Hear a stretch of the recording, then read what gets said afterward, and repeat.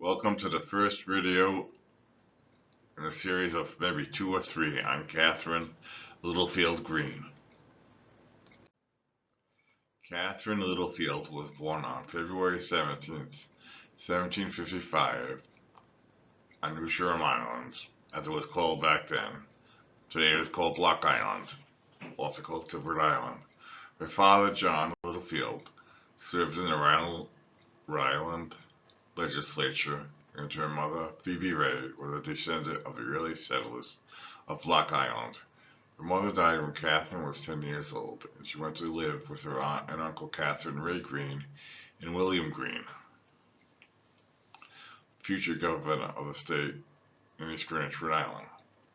Her aunt, an attractive and energetic woman, was known as a charming hostess, took over the role of Catherine's mother and supervised her education as a young woman of the upper classes. Present during her aunt's many social gatherings, Catherine caught the interest of several of their bachelor acquaintances when she came of age. A notable visitor was Benjamin Franklin, who had been a close friend of Aunt Catherine. Marriage and family. Another frequent call was Nathanael Greene, a successful merchant who was a distant cousin of Uncle William's and who was 14 years older than Catherine. Nathanael was born in Rhode Island in 1742 to Quaker parents. His education, though not formal, revealed that he was a good student. He possessed a keen mind, excellent in mathematics. After a quick courtship, 19-year-old Catharine Littlefield married Nathanael Greene on July 20, 1774. Following their wedding, the couple moved to Nathanael's home in Coventry, Rhode Island, which was built in 1770. You can visit that today too. It is a national monument. They spent less than a year there before the first shots of the American Revolution in 1775 to 1783 were fired. Nathanael's family business, iron forging for ships, became mistreated. After the Gaspee affair in 1775, which will be the next slide, in which his family was accused of involvement in burning a British revenue ship, Nathanael began to take an interest in the growing discontent in the colonies.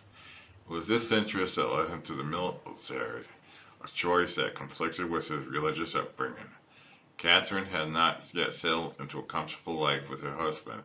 She was still dreaming of spending cold winter nights with him, reading to each other by the firelight, surrounded by their children. Catherine was energetic and independent, but she looked to her husband to take charge and make the decisions with his involvement in the war. She would have to assume that role. The Gaspee affair.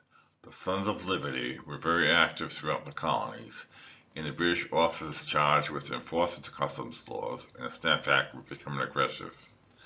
In June of 1772, a dramatic event was to demonstrate the severity of the crisis. Lieutenant William Dunnington of Her Majesty's ship Gaspee was charged with patrolling the waters of Narragansett Bay off Rhode Island.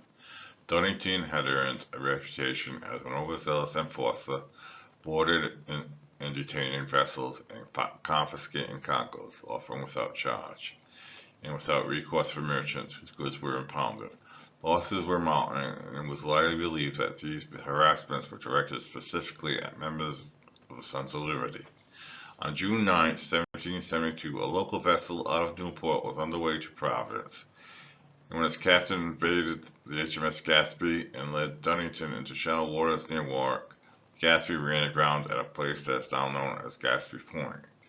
News of the grounding quickly reached Providence, and a party of 55, led by a man named John Brown, planned an attack on the ship. The following evening, they surrounded and boarded the Gaspee, wounding Dunnington and capturing the entire crew. All were hauled ashore and abandoned to watch as Gaspee was looted and burned. The boldness of this attack was even more remarkable in that none of the attackers made any effort to hide their identities. Dunnington and crew were able to point out most of the participants readily. However, this did them little good because the local courts too were antagonistic toward the Royal Navy. Rather than attempt to prosecute the attackers, charges were brought against Lieutenant Dunnington for illegally seizing goods. When this news reached Parliament, there was an outrage. A special commission under the authority of the Vice Admiralty courts was sent to apprehend the perpetrators of the ghastly affair to haul them back to England by trial. Though the identities of the perpetrators were widely known, the investigation was fruitless. No arrest was ever made.